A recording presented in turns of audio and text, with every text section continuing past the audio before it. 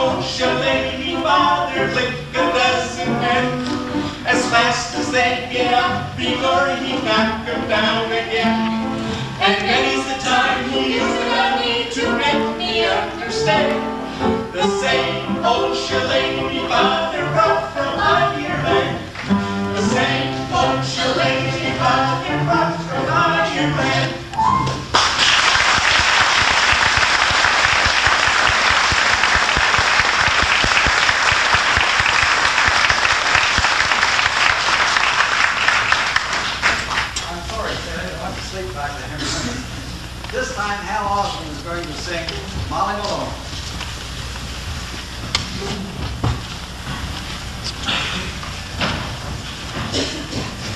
Good evening.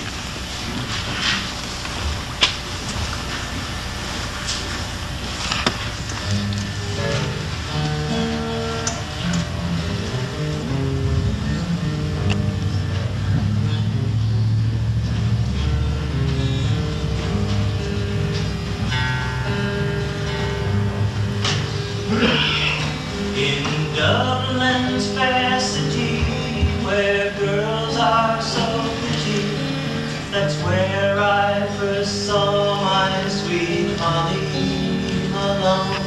She'd wheel a wheelbarrow through streets broad and narrow, crying cockles and mussels, alive, all alive. Alive, all alive, oh, alive, all alive, oh, crying cockles and mussels, alive, all alive.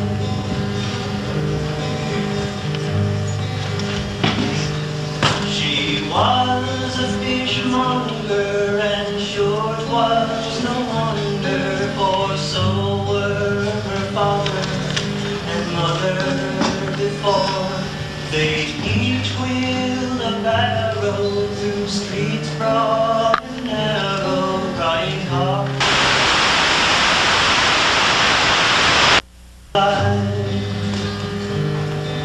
Alive, all alive, oh, alive, all alive, oh, crying cockles and mussels, alive, all alive.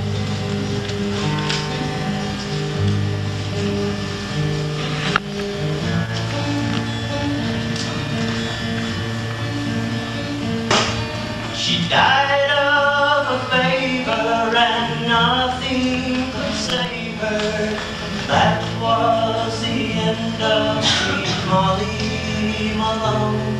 Her ghost wheels a barrow through streets broad and narrow, crying cockles and mussels, alive, all alive.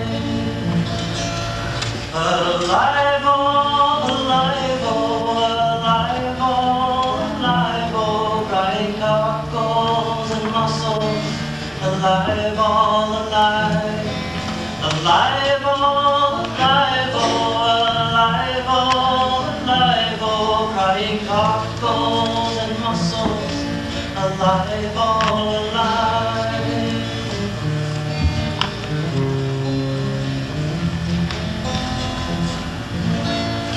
Thank you.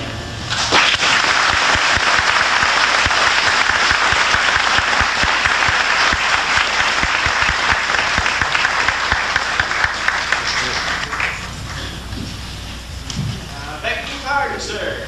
Would this be the place that needs a fixing now? Yes, still work to be done. Are you a mechanic?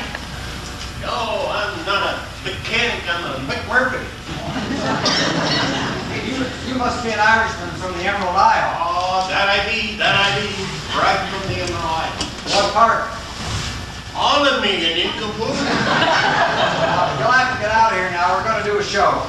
Going to do a show now. Yeah, we're going to do a show. Well, what for show's going on here? St. Patrick's Day.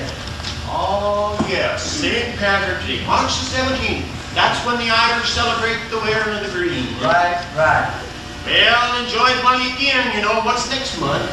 April 8th, 15th. The government celebrates sharing of the green.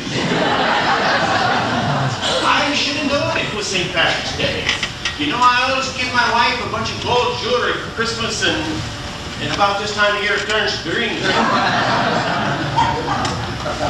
Say now, all my life I've heard about ring around the collar, but I swear I believe you got more on the collar. Oh, that's your tie. Well, you must be the MC of this thing tonight. I am right. MC. Yes. Right. Down in Toledo, where I come from, that's a mental case.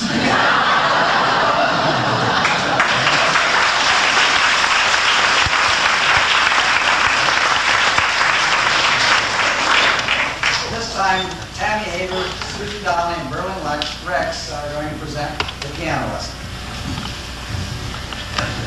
Now don't dawdle, Amaryllis. So don't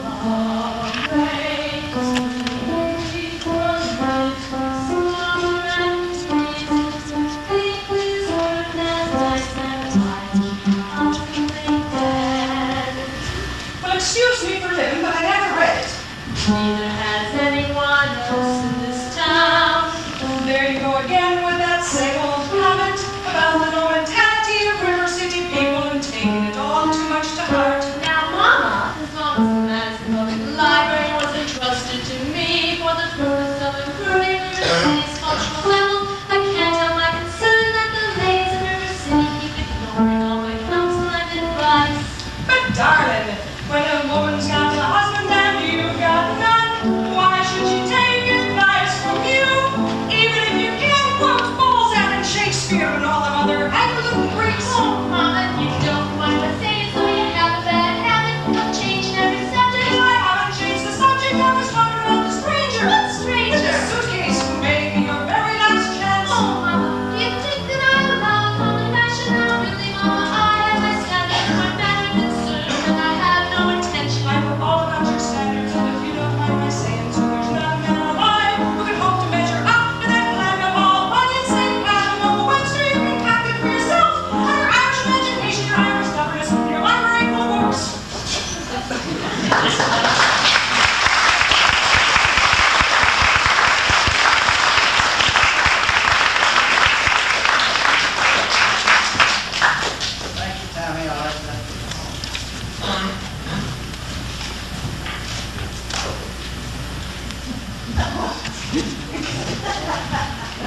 doing here again? I told you we had to do a show.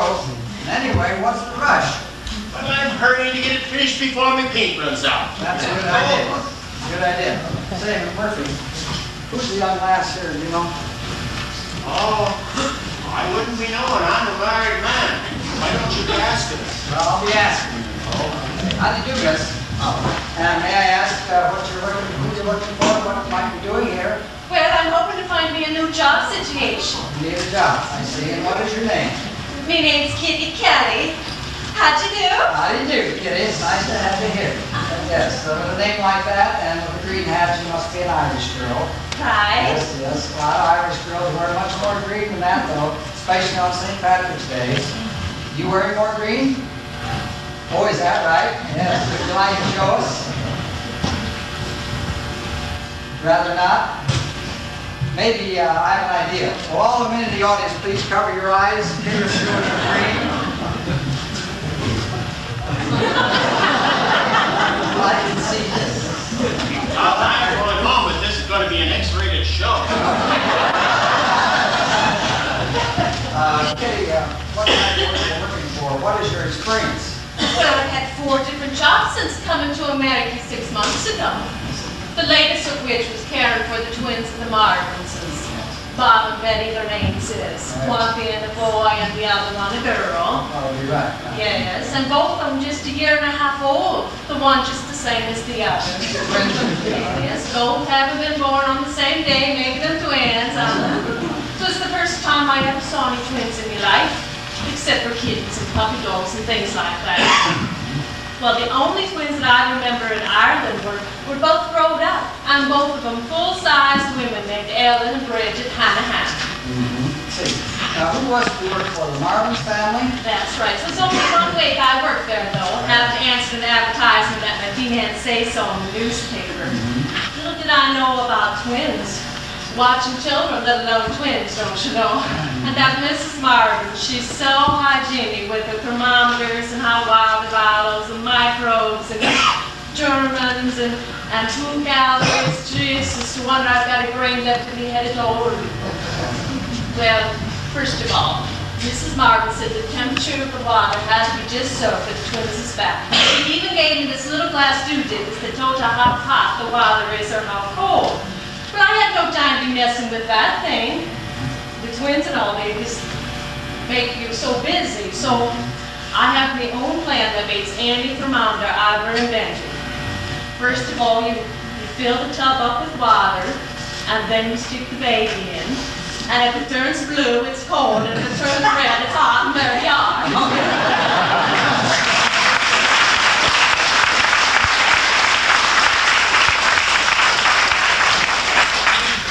This time, Mr. Barry DeLong from Antwerp is going to sing Danny Boy.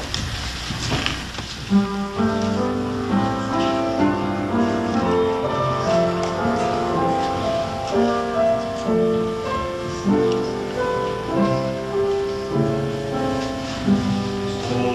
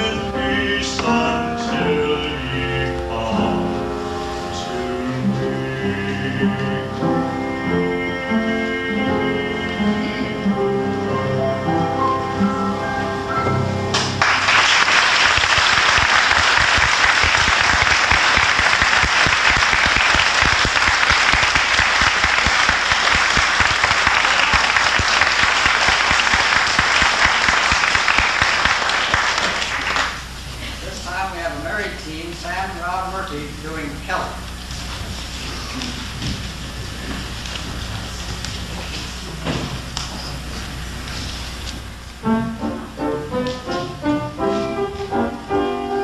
Timothy Kelly, who owned a big store, wanted his name painted over the door.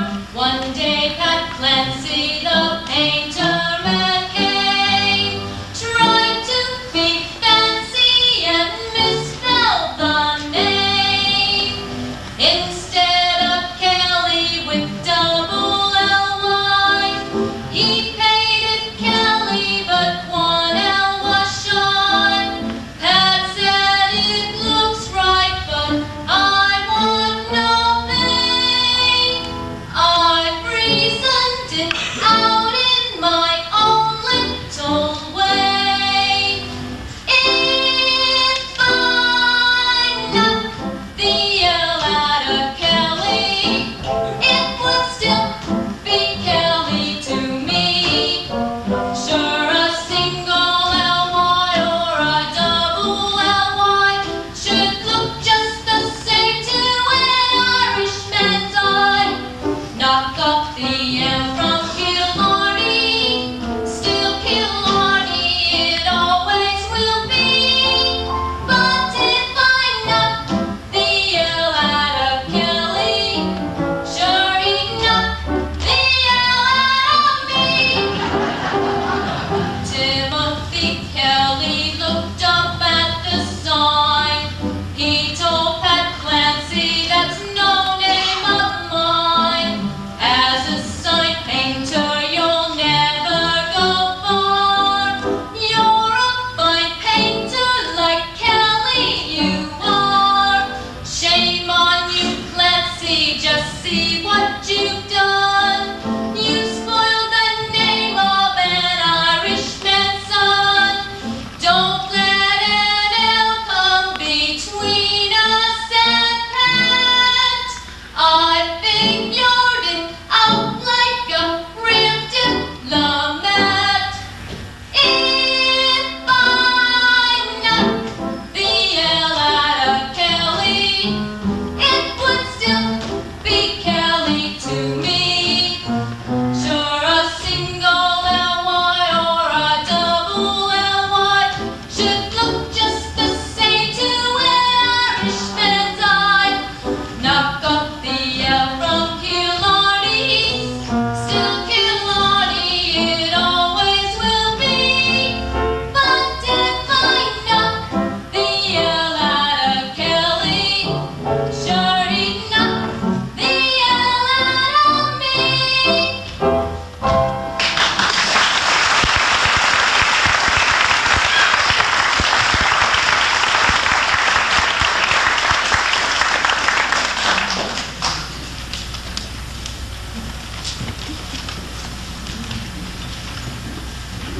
Kelly, get up.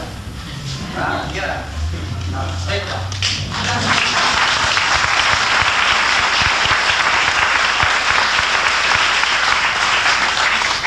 I didn't dare come out at first, I got run over. Baby glove, I don't want to make you nervous so early in the show. No. But I've been watching the network news, all those disaster scenes over at Fort Wayne, the flood and all. Yes. Don't look now, but back in the corner, they're caping this disaster right now. Of course, I was going your leg here. The show's going real fine. In fact, I think it's better than TV. You know, my wife watches TV so much, though, many of them soap operas, our TV don't have snow anymore, just suds. Kitty, do you be watching any of these soap operas? Oh, yes, they're my favorite to watch on TV. The show that I watch, well, it's got an alcoholic, and it's got a murderer, and it's got a two-time husband, and it's got a teenager on drugs, and it's got an unfaithful wife, and an embezzler, and a child molester, and an unmarried mother. Do you know what it's called? No, what is it called? Just plain folks. Kitty, what's wrong with your finger? Oh, Oh, make love. I wish you wouldn't have reminded me. I just got to quit thumping for me. Well, what had happened, I was just doing my job for watching the Marvin twins when, well, I just wanted to see if they had teeth, and I stuck my finger in their mouth to see, and they sure had teeth, like a rhinoceros. and you know how twins are, don't you, McLeod? Yes, I do. Well, one can't be doing it without the other one getting in on the act. I've got to be getting back to work. I'll be finding me a new situation. Yeah, I think so. Thank you.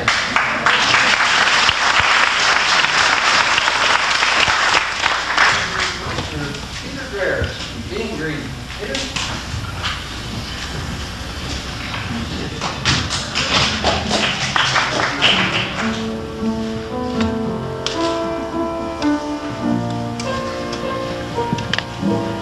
It is uneasy being green, having to spend each day the color of the leaves. When I think it could be nicer being red or yellow, or gold, or something much more colorful like that.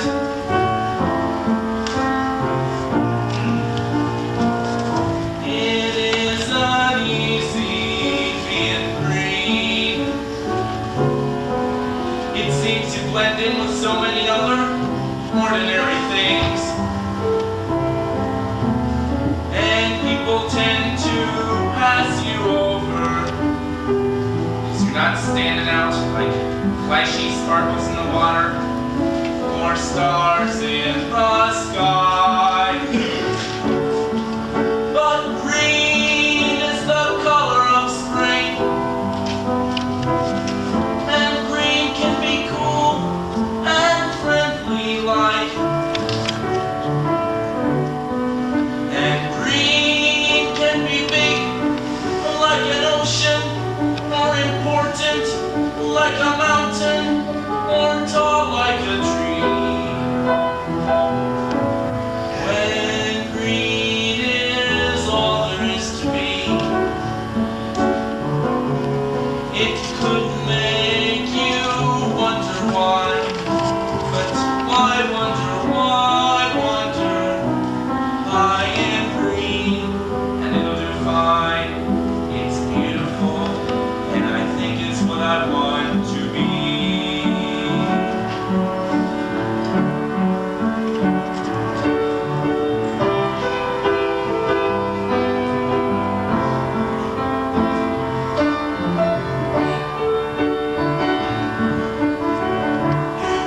And green can be big like an ocean, or important like a mountain, or tall like a tree.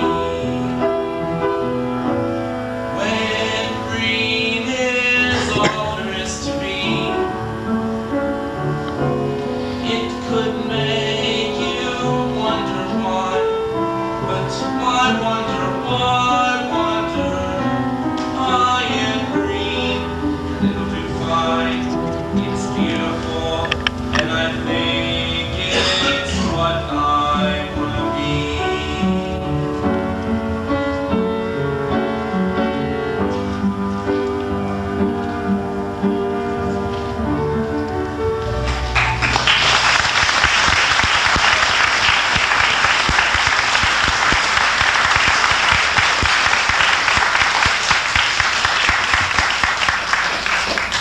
Thank you, Peter.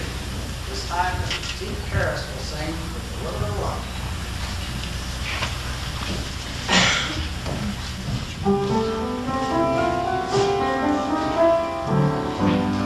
The Lord above gave man an arm of iron, so he could do his job and never shirk. The Lord above gave man an arm of iron, but with a little bit of luck, with a little bit of luck, someone has to do the blinking work. With a little bit, with a little bit, with a little bit of luck, you'll never work. The Lord above made man to help his neighbor, no matter where, on land or sea or foam. The Lord water bump made man to help his neighbor. But with a little bit of luck, with a little bit of luck, when it comes around, you won't be young. With a little bit, with a little bit, with a little bit of luck, you won't be young. With a little bit, with a little bit, with a little bit of bloomin' luck, oh, you can walk the straight and narrow, but with a little bit of luck, you'll run amok.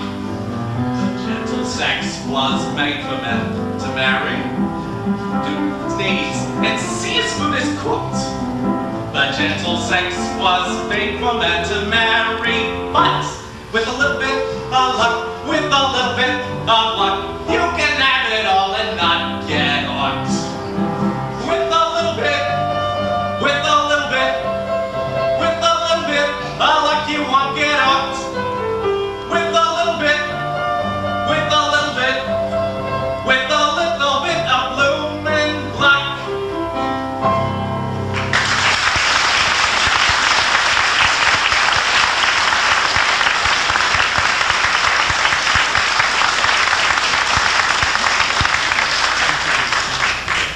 I hope that frog number kind of reminded you to be on the ball because, you know, you could be replaced by primitive frogs. I realize that. Say, speaking of frogs and things, you know in Ireland we didn't have any snakes at all? Well, no snakes at all. No snakes at all. So the first thing I had to learn when we come here was what to do for a snake bite. What do you do for a snake bite? I was hoping you'd ask. Well, for a snake bite now, if the snake bites you right here, the first thing you do, you get your knife out of your pocket and make a couple of cuts right there. Right. You get it to bleed freely. And then you suck the blood all out of the wound, you know. Right. You got that? Yes, I think so. Now, if I be bitten by a snake here, I cut with my knife there, which would probably hurt, but it's better than dying of snake bite. So then I suck the blood out like that. Yep. Do the same thing, say on this arm, I'd be bitten here, do the same thing, take my knife out, and cut, do the same thing. Supposing I'm bitten on my backside. Well, in that case, me lad, you'll find out who your friends are.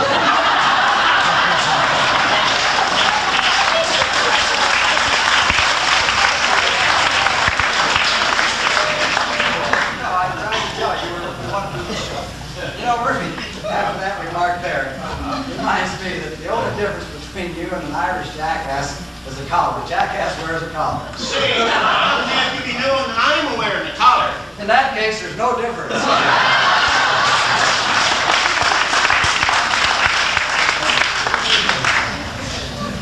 Miss Susie Donnelly will sing Mother of the Creek.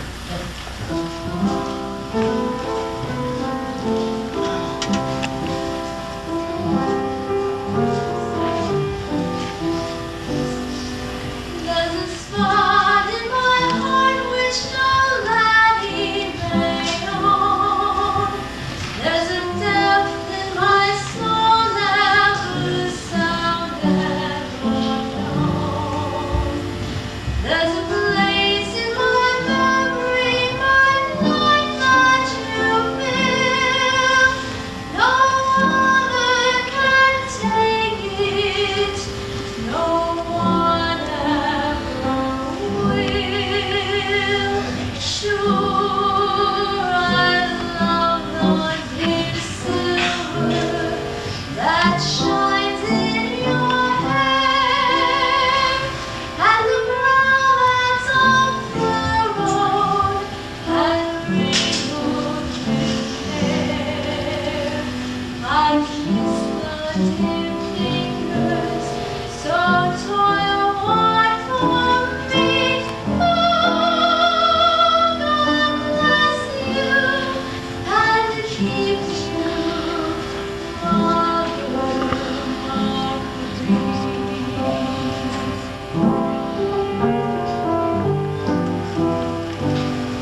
every sorrow carries on dear days gone by.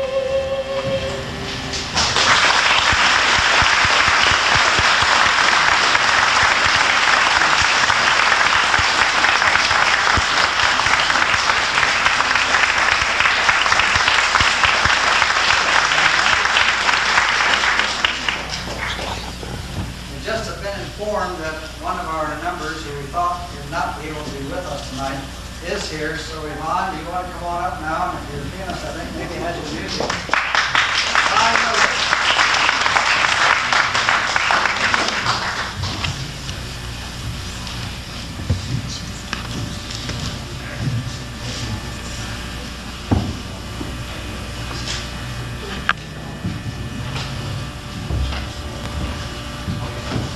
Yvonne is as you can see, is a country western singer. Yvonne is a freshman in our high school here. Last fall, she went over to Fort Wayne and entered a country music talent contest at Pulling Theater and came back with first prize. So we're very proud to have Yvonne on our show. She's singing at the Huber Theater tonight, and we thought she wouldn't be able to be here for our show at all. So we're very happy to have her here, and she will sing one of her songs in this first segment of our musical part of our program. So at this time, Yvonne Lilly is going to sing, which one? Four-Leaf Clover.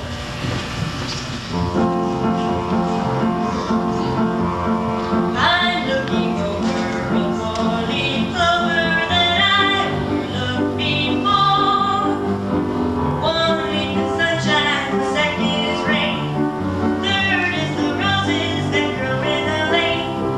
No need explaining, the one remaining is somebody I adore. I'm looking over a four-leaf clover that I overlooked before. I'm looking over a four-leaf clover that I overlooked before. One leaf is sunshine, the second is rain, third is the roses that grow down the lane. No need explaining, the one remaining is somebody I adore. I'm looking over a four-leaf clover that I overlooked before.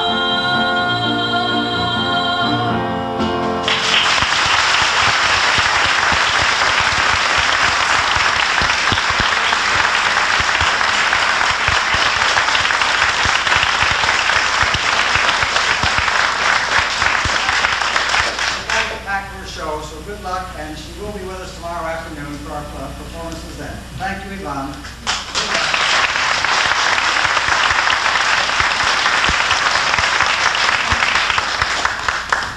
That's a good way to end the first part of our musical portion of our show.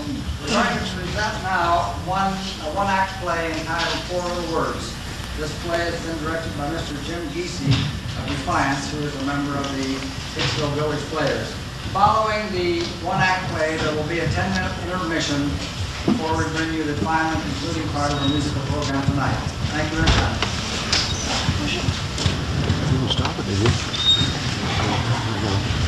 No, no, no.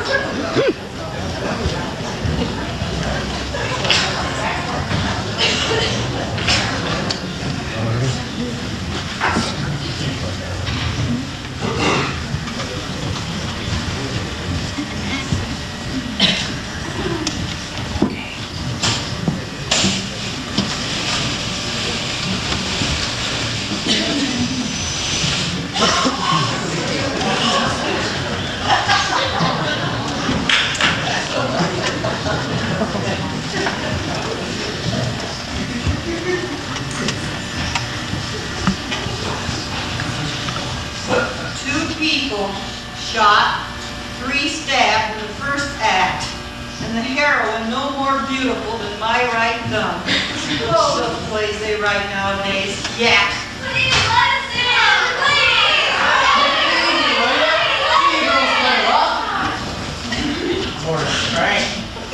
I'd rather carry the ball against my high school team than fight to them actresses in the hallway.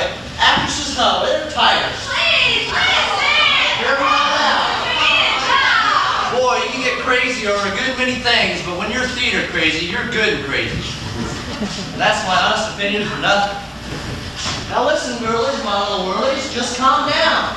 Be nice to a kitten that's not cats. Don't go meow, just go meow. Mr. Fidget, my boss, will be here any minute now. He don't like clawing, he don't like screeching, so sit down to a drummer, please. Ah, good morning, Mrs. Crank, my love. How is my dusty love this fine historic morning? That's what well, I'm glad to hear it anyway. And good morning, Jimmy Bright. I see you came into the meat grinder again. And good morning, my brand new play. The finest play in the history of American drama. Thank you, Mrs. Crank. Your expression of unbounded confidence brings a tear to this bleary, work-weary eye. Yes, this is an historic morning, a stupendous occasion worthy of being placed next to the invention of the wheel, the self-starter, or pistachio ice cream. And why do I speak thusly with a capital T, my fellow inmates of the American Dramatical Madhouse? Because on this day, we begin rehearsals for my new play. Fidget, yay, fidget, yay, yay, yay, fidget! Ah, Yay! splendid, Jimmy, yes. Yes, today I have cast every part in my devastating new drama with the finest talent that money, the Douglas Fidget money, that by the way is my money, the finest talent money can buy. Do you follow me? I got lost once or twice, boss. Correction, did I say every part? Every part but one. And what would that be, boss? Ah, a mere trifle, Jimmy, my doting dope. It is the part of the maid in the household of Swinburne J. Grits, the heroine's father.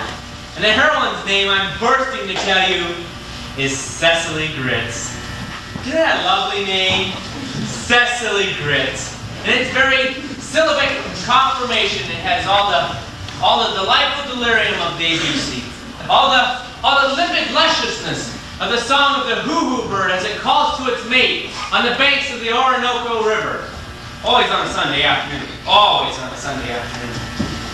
Ah, how I love the tonsillatto syllables to the waiting world. Cecily Grits.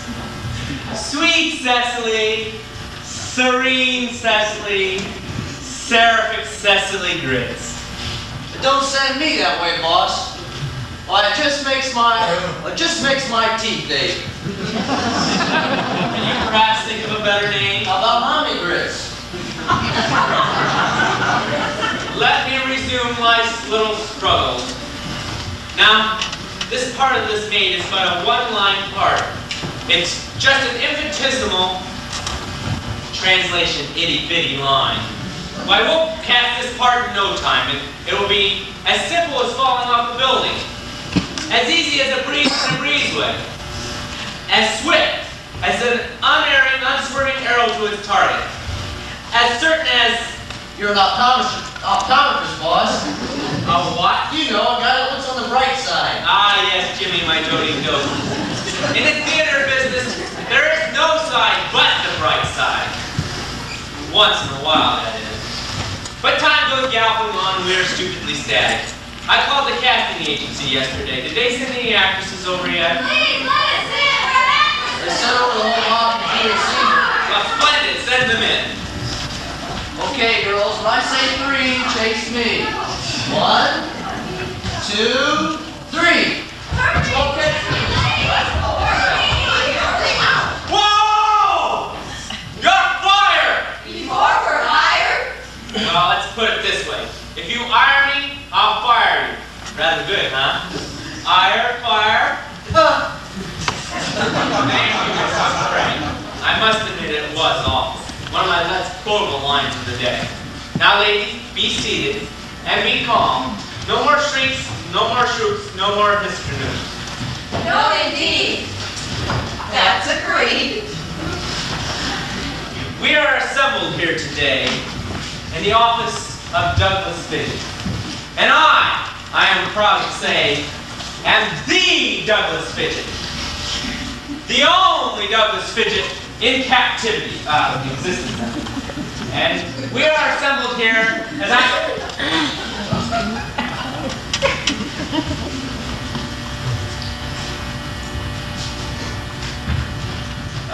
Jimmy, where was I? Just about where you are now, boss. Maybe 4 inches that way. Here? Ah, yes, it all comes back to me now. As I was saying, we are assembled here to cast the part of the maid in my thumpingly glorious new play, Did She Fall or Was She Pushed?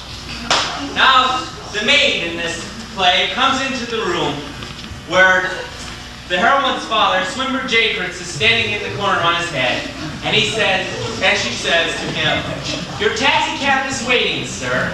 Simple, easy, just 4 little words. Any questions? Is it a 3-wheel cab or a 5-wheel cab? Shades of Sarah Siddons! Who cares? Who cares if it's a flat wheel cab? It's off stage. Yes, but the number of wheels going round and around and around and around here might make a big difference in the interpretation of the fire. And you just don't care. In the name of desolation, who was that dizzy doll? That's Rainy Day. She was born crying and just never got over it. But you know, Cookie, she might have something there when she says about interpretation. The nuances, the hidden meanings. You know, or do you follow me? Follow you, darling. When it comes to the drama, you're still in diapers.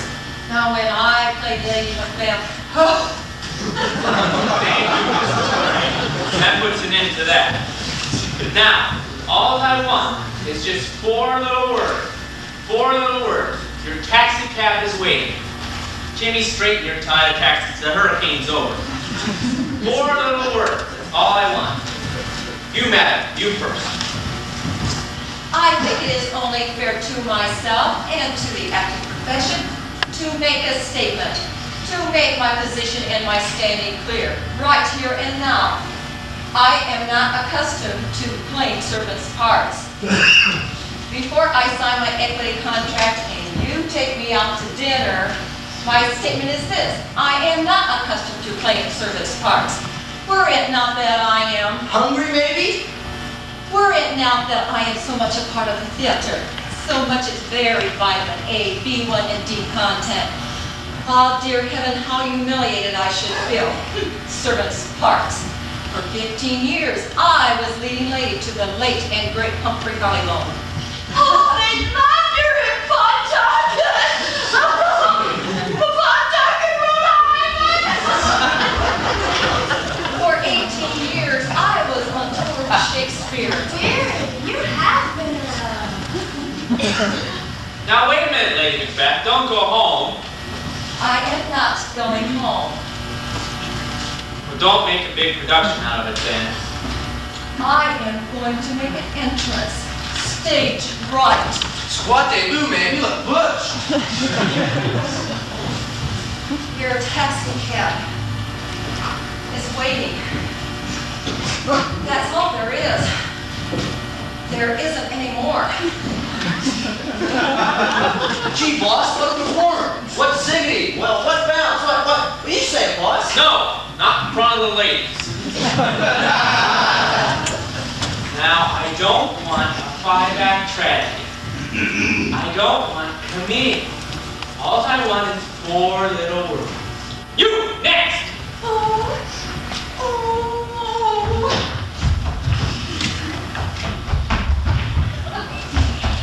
Your baby cab is waiting.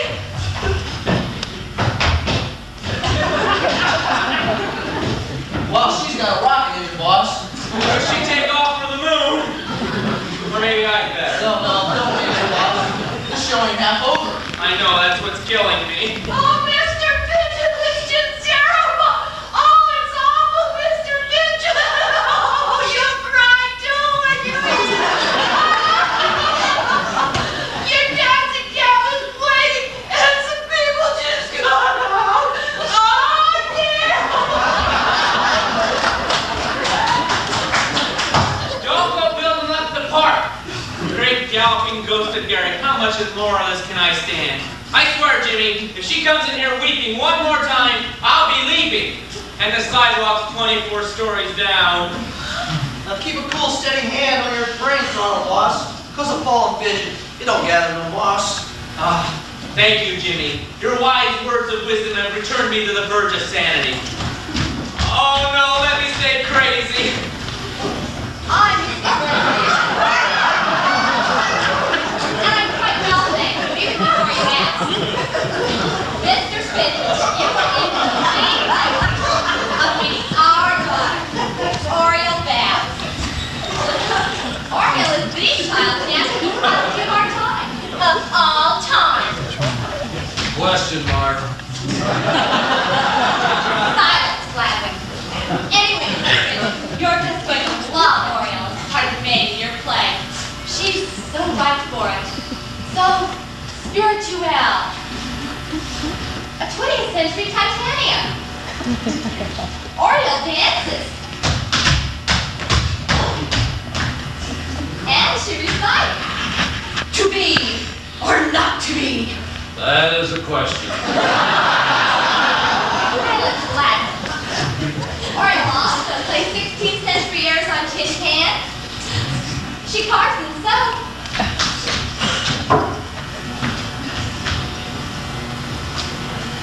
And she imitates whales. I've also gone up in a balloon.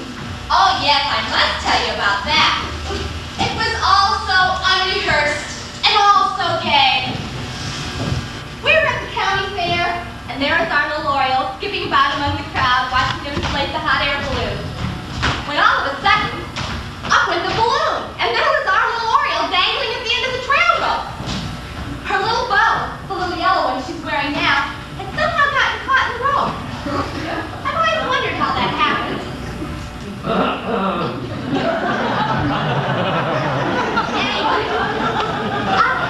up she went, scattering rose petals and blowing kisses down in the crowd. Suddenly she was out of sight. Out of our line. All the men in the crowd took off their hats. It was the most touching thing I've ever seen. Anyway, she came down. Unfortunately. She came down on top of a hen house 6 counties away. And the hens didn't lay for a week. But you know, their time is much better spent because I taught them to dance. Oh, yes, indeed. A regular barnyard ballet. Isn't she darling? Oh, if you could have seen it, Mr. Fidget. All 497 hens. All dancing in perfect unison. And the farmer dancing too. And shouting. He danced right into the barn one day and shot himself. Some people are like that where the arts are concerned. And I left my revolver at home. Unfortunately. Oh, calm down, Mr. Fidget. Get your weight up off your elbows. You look like an impressed mushroom. And tell that fretful boy sitting beside you something face to that. You were so, I saw you. Well, here's one right back. Do you know who our 8th president was, Mr. Fidget? Well, most ordinary people don't.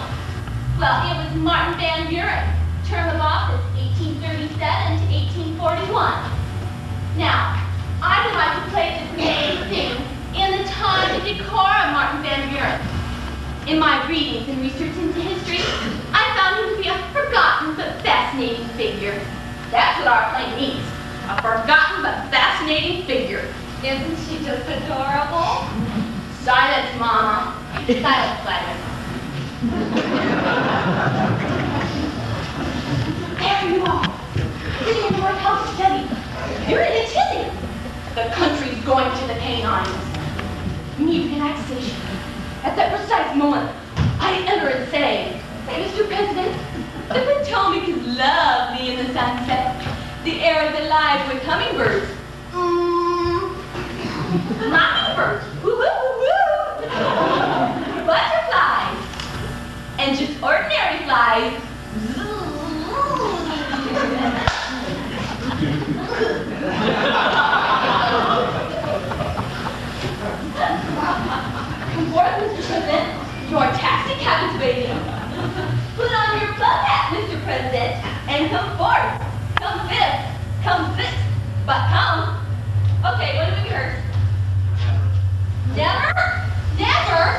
Never. My dear child, it saddens me to tell you that I wouldn't dream of putting you in my new play. There's no part worthy of your top-flight talent. Absolutely nothing. But you have given me an idea. A great idea, which I shall soon put into reality. The sooner the better. It shall be my gift to the nation. The Douglas Fidget gift to the nation. And will I be a part of this national gift? Yes, my little cherub. You shall be its most essential part. I'm going to build a rocket ship for a trip to the moon. And you and your lovely mother shall be its first passengers. Oh, wow! Oh, Mama! I'm swooning with delight. So now, go forth, go anywhere, my dear, and await the day. Whoosh! We're off! Come on, Mama. We'll search the shop for lunar lingerie. I want blue. And where do I come in? Ah, you, my dear sir, you don't come in at all. You shall be the person who closes the door to the rocket ship from the outside and pushes the starting button.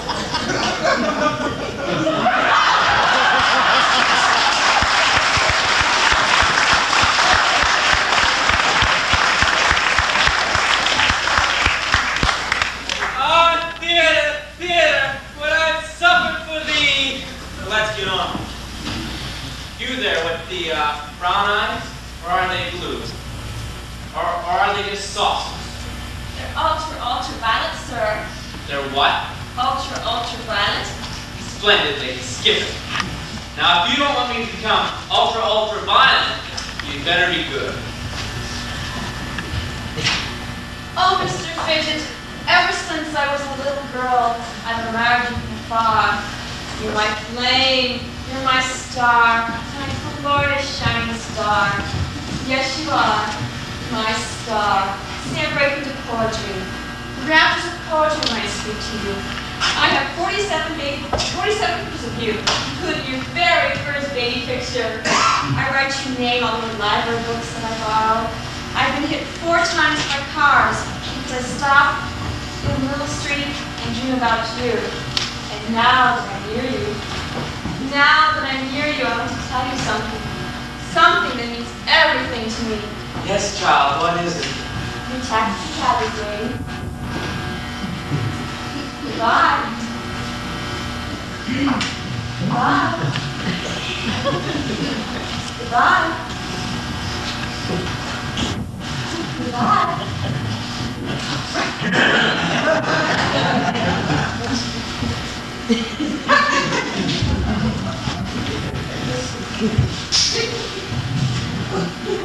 Boss, she said your taxi cab is waiting. And I'm gonna take it too! El grandioso Douglas Fagito. Saluto. Hi-ho. Top of the morning to you. I bring you tidings. Terrific tidings. Tidings that will bend your eye teeth backward. They'll burn you, these tidings. They'll melt the frames right off those colossus, the soles off your shoes. They'll scorch you to your very marrow. But nevertheless, you must listen to me. So take your hands away from your ears, Signore El Grandioso Douglas Fagito. For as I said before, and now say again, at the risk of sounding tiresome, my tidings big, my tidings sick, my tidings you must hear. I must hear. He must hear. We all must hear. Your taxi car is waiting down on the street below. The meter's wildly clicking, you'll be broke if you don't go. Yes, I repeat in tones so sweet. Tweety, tweety, tweety, tweet. You'll be broke if you don't go. You so and so and so and so. Go and go and go and go. Go, go, go.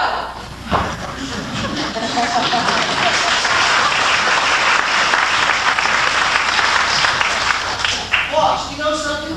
You ought to ditch that manuscript of yours and put on this show. Congratulations. I'm laughing. I'm crying. I'm dying. Look out, boss. Here comes one. Moonlight on the river, all white and misty, just like a bridal veil from heaven. I could cry. All right. My dear sir, rats are distinctly beside the point. I'm going to go home and put my head underneath a ton of coal. Maybe this is me, Mr. Fidget Sugar. You just better put one little foot in front of the other little foot and get on out that door and down that hall and down that little flight of stairs. Cause your taxi's waiting, you sweet little piece of sugar cane. I reckon that driver's gonna be mighty mad, I reckon. I said, I reckon. Goodbye, my candy kid. See you down yonder, New Orleans. All I want is 4 little words. Just 4 little words. Is there anyone in the whole world who can just give me 4 little words? Yes, I'll give them to you.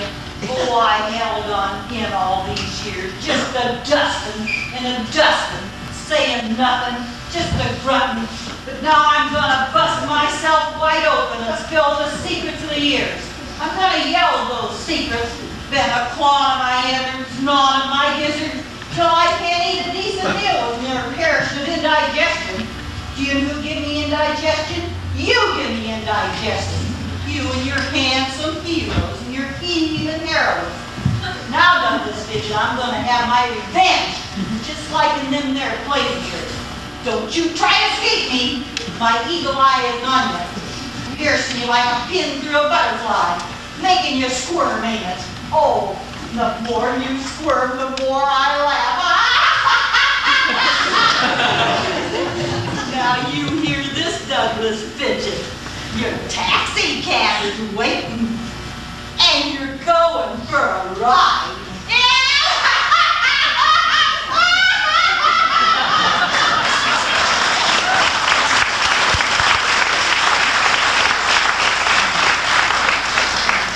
I see a star. Maybe 2 stars. There's another little star over there, boss. Send her home. Send them all home. I want to be alone.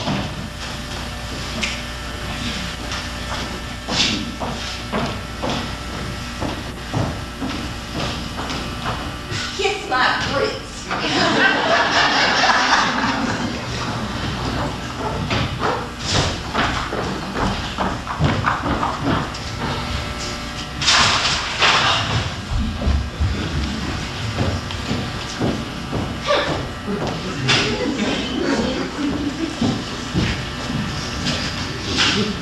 Beat it.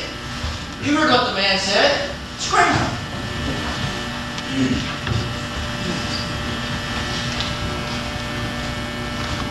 Vashnair, Scooter, Salt City.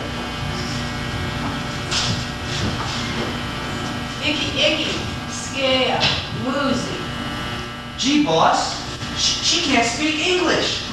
She's hired. I don't care if I never hear another word of English again. Jimmy, I'm leaving you the business and all the future actresses. Come on, Jerry. Our taxi cab is waiting. Squad is out. Who knows?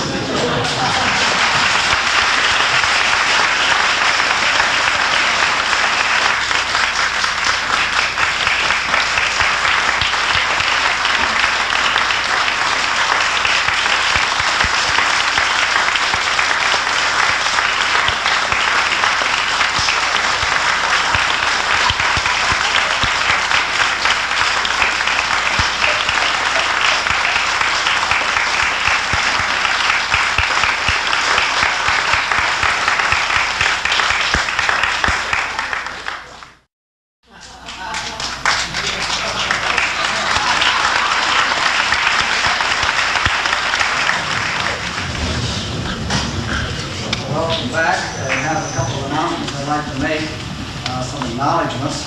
First, we would like to thank, as always, our stagehands, our electricians, all of those behind the scenes who helped make this production a success. I want to point out to you that I hope you've read by this time the insert in your program, wherein you found out that we have dedicated this program, or this production, to Frank and Kathleen Daugherty, true Irish if ever there was, a daughter of an Irish. Frank and Kathleen, as many of you know, traveled professionally on the arcade vaudeville circuit for many years, and since retiring in Hicksville, beginning the start of World War II, they've appeared in many of our shows. Frank has danced and helped with the dancing numbers and choreography on many of our programs. So we're very happy to have them with us tonight, and it has been a great pleasure to dedicate the production to them. Kathleen, in addition to being an accompanist with us, has helped out behind the scenes in other ways, and you will have a chance to meet and greet Frank a little later on because he's going to dance tonight. And Kathleen and Ricky Slattery are two accompanists who have been working very hard. We'd like to have them take a bow now. We have a light on, please.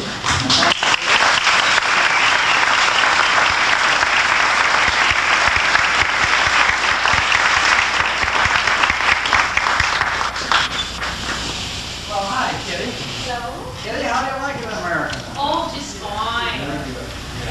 And have you met a lot of people and made some nice friends?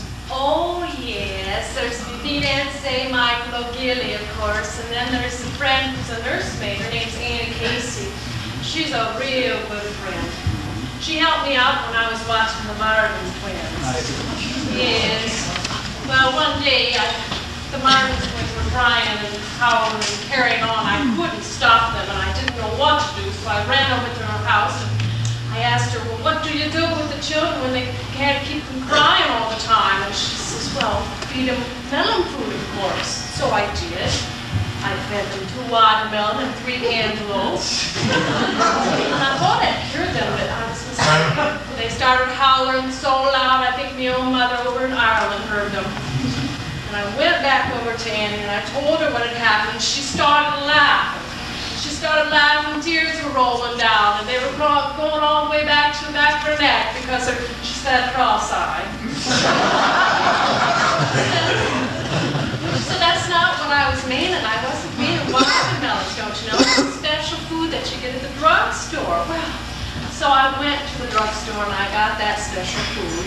And I took the Marvin's twins, I took them up on my knees like this, and I got a good stranglehold around their necks, and they were crying full force at the time, I might add. But I let them smell the food, and they stopped crying just like that. Well, I started to read the instructions on the bottle to see how you were supposed to give it the food, and I was reading it, and it said, before feeding, shake well. Before feeding, shake well, I just shook them. They stopped crying, and I fed them, and then I got to read the instructions some more, and it said, after feeding, store in a cold place. Well, the only place I could think of was the icebox, and that's where I put them, and that's why I got me a new job situation.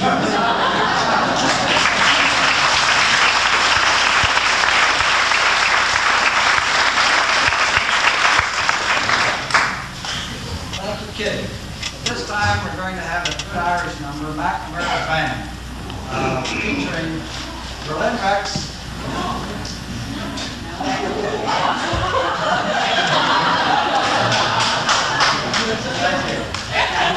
That's right, Mark Holt was going to sing that other good St. Patrick's song. The hat my father wore upon St. Patrick's Day, Mark Holt.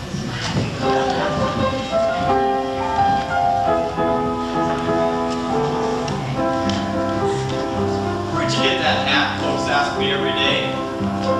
Isn't it a nifty one? I've often heard them say.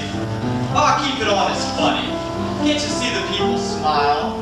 It keeps me busy telling them the history of this tile. It's the hat me dear old father wore upon St. Patrick's Day. Talk about respect with his head erect as he marched down old Broadway. Not a man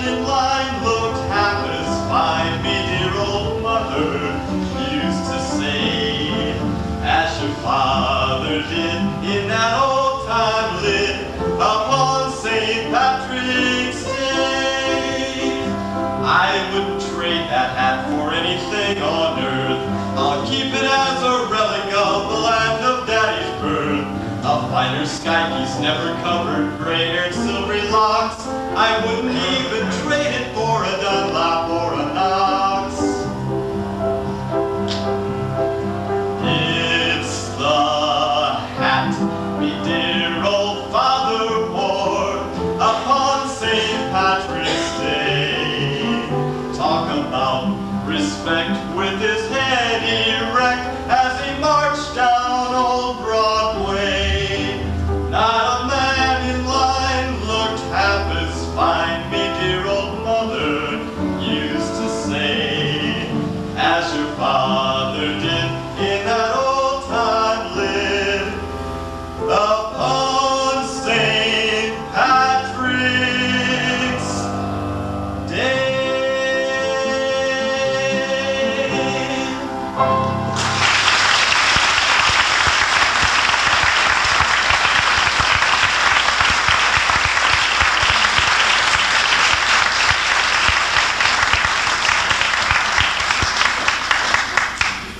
Say, did you hear about McLaughlin? I'll have to tell you about McLaughlin. You see, he's such a careful driver. Every place he goes, he buckles up his seatbelt. Not on the script. Oh, well, just hold on a minute. Every place he goes, when he buckles up his seatbelt. You wouldn't drive across town without buckling up his seatbelt. Wouldn't back across the street without buckling his seatbelt. And one day he has trouble with his car, so he takes it out to his brother McLaughlin, and they give him a car without any seatbelts. Well, lo and behold, you know what happened? He drove home. He come down Main Street and wheels around Cornelia Street and pulls in the driveway, and he gets out, unbuckles, and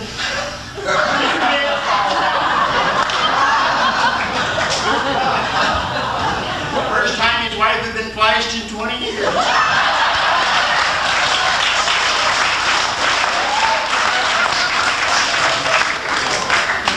You could be a regular nuisance around here, Harvey. Stay now. You wouldn't be talking about a veteran that way, would you? You understand I was in the war. Oh. Got shot right through the ear and right out the backside in the war. Well, now that couldn't be. That would have killed you because it would have gone directly through your heart. You don't understand me, boy. Me heart was in me mouth.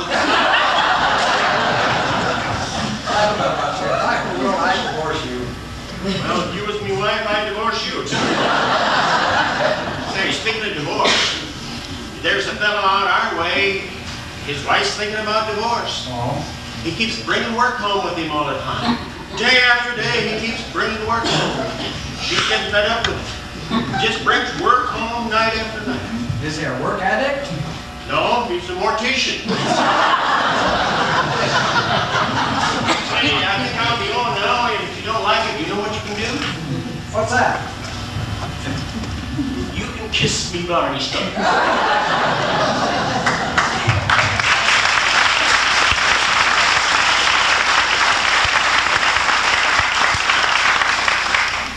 Now we can have that good old Irish tune, McNamara. Merlin Rex, Angela Howe, Mr. Eric Vanderstelt, and Mr. Frank Doherty.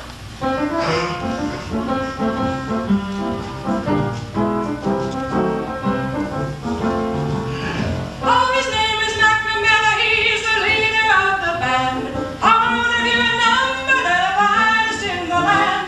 I played weeks and weddings and at every fancy ball. And when they played at funerals, they played the march from Saul. Oh, the drums go bang and the cymbals clang and the horns they blaze away.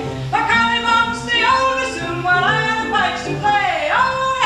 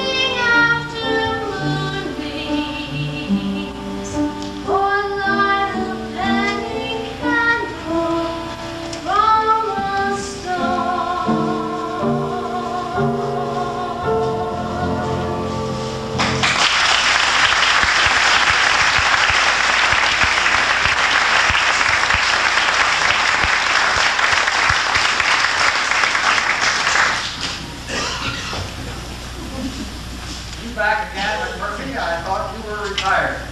Well, it was for a while, but it didn't work out.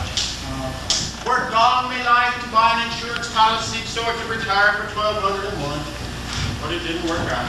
Well, that sounds pretty good. What happened? Well, come to find out, it was 1,200 calories a month. I bet I read the fine print the next time. Well, I'll bet so. Yes. Good. That's right.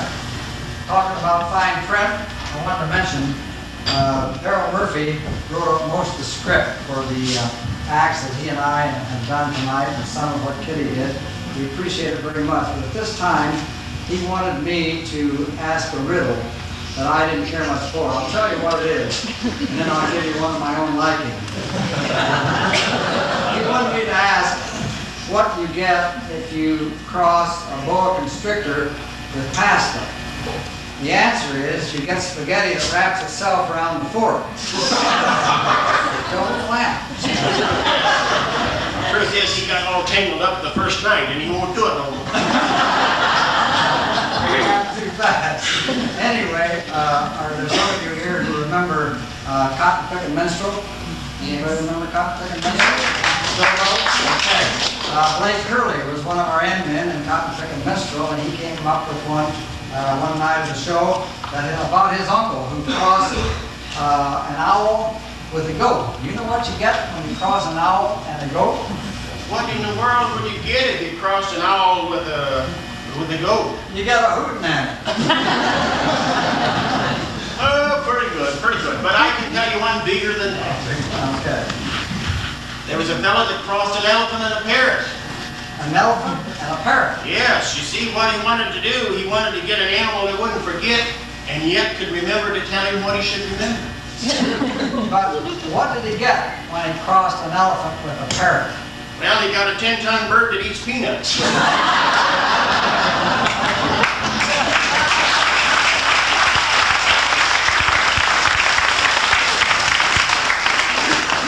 Now we have an act that was first produced on one of the high school productions last year. Bert Stubing is going to dance Snoopy's Suppertime Dance, and he will be assisted by Charlie Brown himself.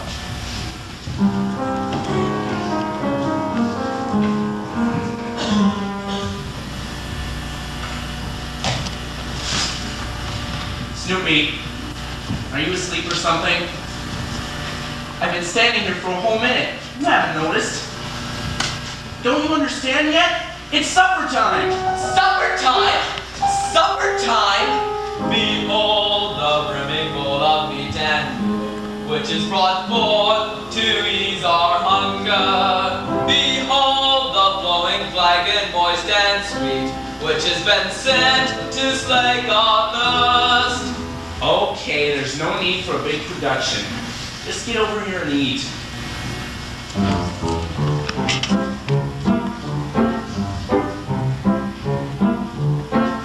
It's supper time. Yes, it's supper time.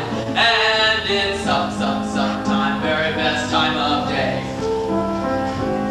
It's supper time. Oh, it's supper time. And when supper time comes, then supper can be far away. Bring on the soup dish, bring on the cup, bring on the bacon and fill me up, 'cause it's supper, super supper time. Supper time, yes, it's supper time, and it's supper time, very best time of day. It's supper time, oh, it's supper time, and when supper time comes, then supper can be far away. Bring on the dog food, bring on the bone, bring on the barrel and roll me home, 'cause it's supper, super pepper upper supper, super duper supper, super pepper upper time. Wintertime's nice with the ice and snow. Summertime's nice, place to go. Bedtime, overtime, half time too, but they just can't hold a candle to my supper time. Oh yeah.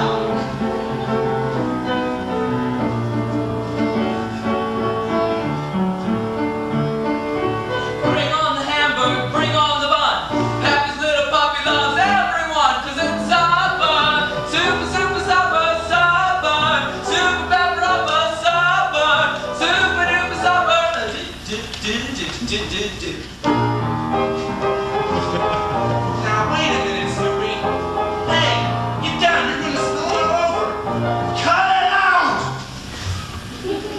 Why can't you eat your meal quietly and calmly like any normal dog? So what's wrong? Making mealtime a joyous occasion. Do.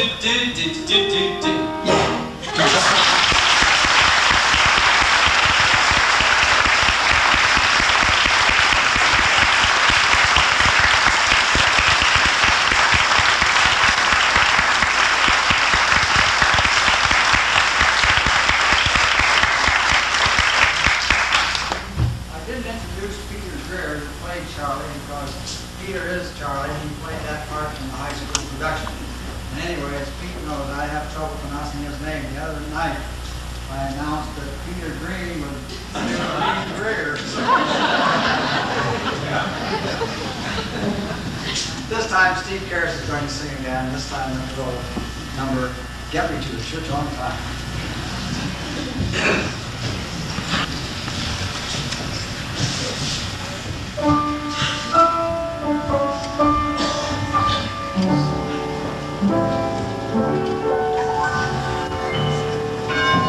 I'm getting married in the morning.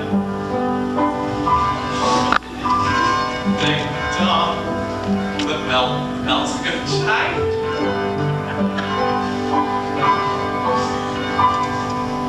Pull out the stopper, let's have a whopper, and get me to the church on time. I've got to be there in the morning, spruced up and looking in my prime. Girls, come and kiss me, show how you miss me, and get me to the church on time. If I am dancing, roll up the floor. If I am whistling, whisk me out the door. I'm getting married in the morning. Ding dong, those bells, they're gonna chime. Hey, let's salute me, then call up and move me, and get me to the church. Get me to the church. Be sure and get me to the church on time.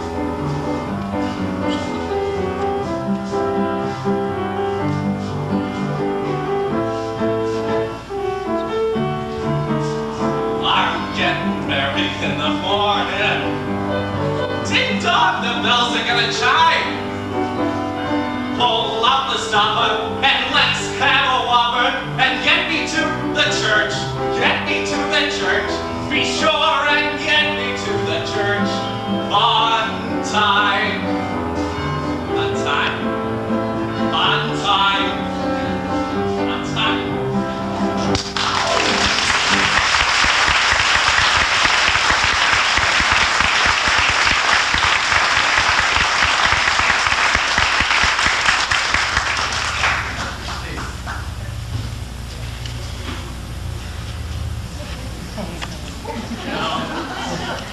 In the quiet, closing moments of the show, I think we should remember the Irish potato.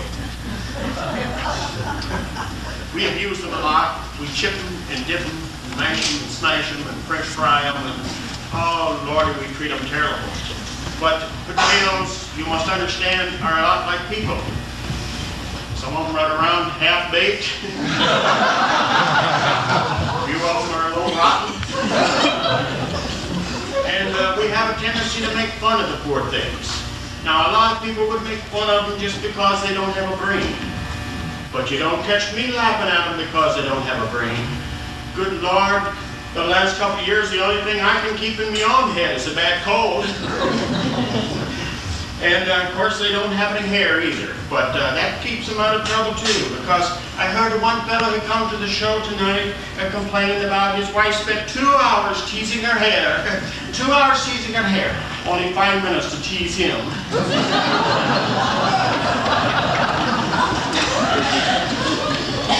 Potatoes now have eyes just like we do, but they don't go around telling everything they see.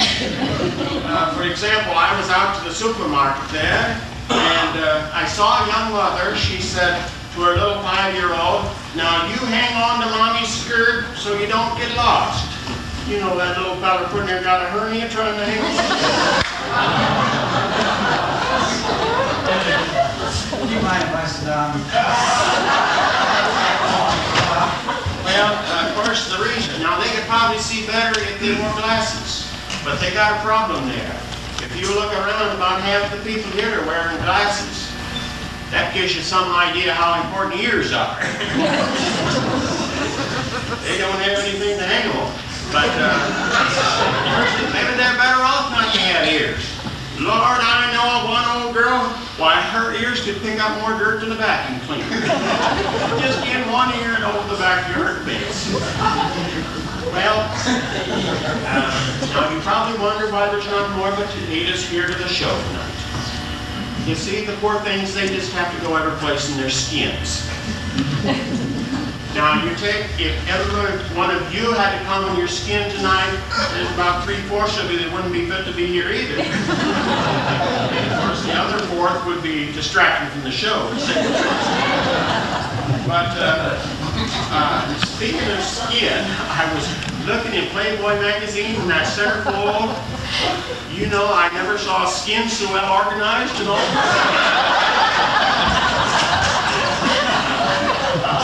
I saw one picture there. I think she was 38, 22, 36 or something like that. And the fellow looking over my shoulder, now you wouldn't catch me saying anything like this, but the fellow looking over my shoulder said, 38, 22, 36? I know what's wrong with me wife now. They made her wrong side out.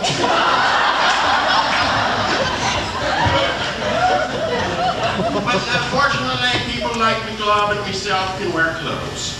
Oh, he's dressed fine tonight. I have to know, though, that I could have worn a good suit just like that. Bought one the other day, $42.40. Got it home, it looked pretty good. But the doggone thing was made in Hong Kong. And I got to look at it, the zipper was put in on a slant.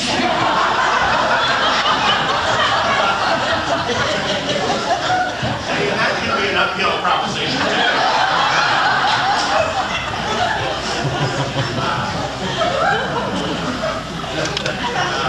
I bought a shirt the other day, too. I don't know where they made that doggone thing, but the washing instruction says, find the flat rock. Speaking of clothes, though, I saw a girl come here tonight. She had a $200 gown on, but her heart wasn't in it. In fact, there wasn't much of her in it. And hard to tell whether she was inside trying to get out or outside trying to get out. But, well, getting on to other things. Now, for example, potatoes have health problems, just like we do. Now, myself, for example, I just got the report back from the doctor.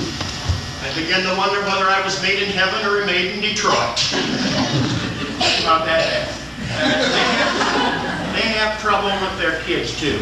Jack Staley was just telling me backstage a story and a half. I'll have to tell it to you. He was telling about this Idaho potato from a good family married a Russ potato from Maine, and they had a little sweet potato. But like all kids, do you know what she up and done? No. She married Paul Harvey. Just a commentator.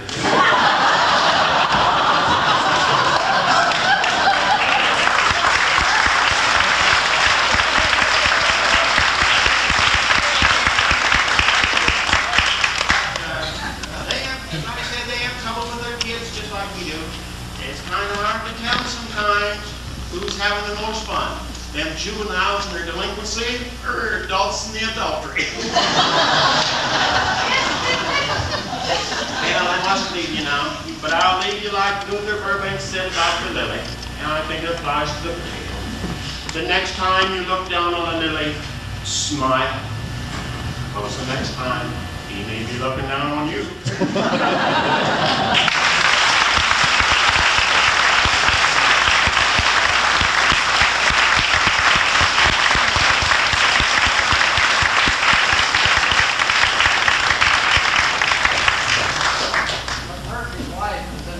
Tonight, and I want to point out that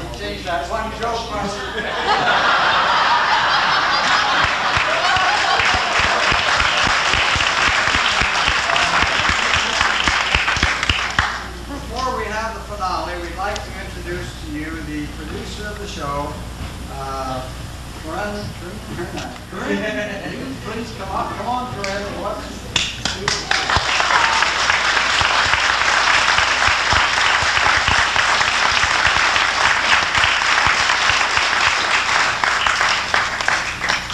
to be in the finale? I wrote the song. Wrote the song? Okay, and we're going to do something new tonight. We're going to ask the audience to sing with the people in the finale. So if you remember that, all join in. Thank you very much, Ben. Cringe worked very hard producing this show. We all appreciate it. We've got one more time to go tomorrow afternoon, so tell your friends.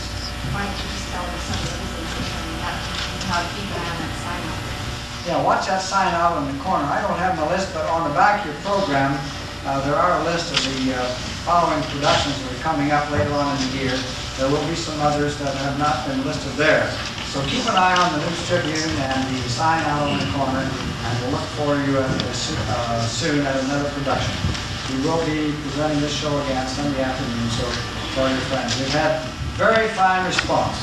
You might be interested in knowing that on Thursday night we played for the Chamber of Commerce dinner theater. They had their dinner and then came into the show.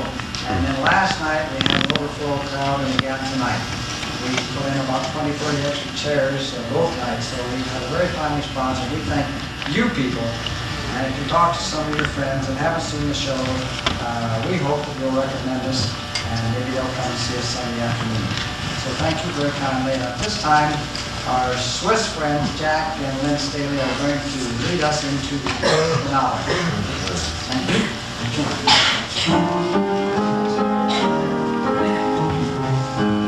My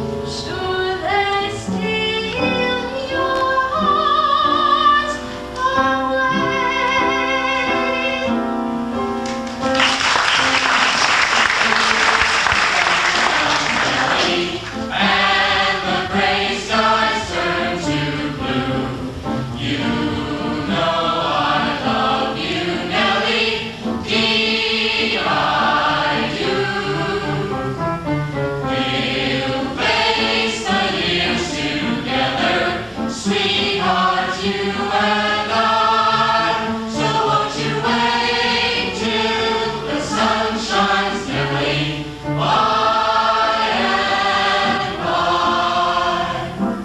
Casey would waltz with the strawberry blonde and the band played on. He'd glide across the floor with the girl he adored and the band played on. His brain was so loaded it nearly exploded. The poor girl would shake with alarm. He married the girl with the strawberry curls and the band played on. Katie, beautiful Katie, you're the only good girl that I adore. When the moon shines over the ground shed, I'll be waiting at the kitchen door. She's my sweetheart, my Virgo. She's my Annie, I'm her Joe. Soon we'll marry, never to part. Little Annie Rooney is my sweetheart. I'm a Yankee Doodle dandy, a real life Yankee do or die. A real live nephew of my Uncle Sam, born on the 4th of July. I've got a Yankee Doodle sweetheart, she's my Yankee Doodle joy. Yankee Doodle went to London just to ride the pony, while I am that Yankee Doodle